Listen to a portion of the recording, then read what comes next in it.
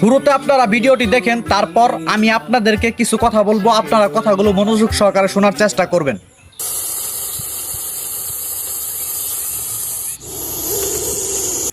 আপনারা যে ভিডিওটি দেখলেন এটি হচ্ছে রাসেল ভাইপার সাপ, যাকে বিশ্বের দ্বিতীয় আজরাইল বলা হয়। আজরাইল যখন কোনো মানুষের জান কবজ করার জন্য আসে, তখন অন্য কোনো মানুষের শক্তি বা সাহস নাই সে আজরাইলকে তাড়িয়ে দেবে।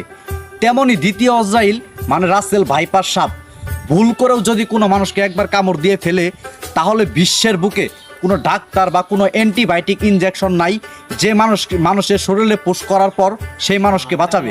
তাই আপনাদের কাছে একটি অনুরোধ করে বলবো, আপনারা সবসময় সতর্ক থাকবেন এবং অন্যদেরকে সতর্ক করবেন। যদি আমার এই ভিডিওটি ভালো লাগে তাহলে অবশ্যই ভিডিওটা শেয়ার করে বিশ্বের সকল মানুষের কাছে ভিডিওটি পৌঁছে দেবেন, তারা যেন কিছু শিখতে পারে, তারা যেন কিছু জানতে পারে।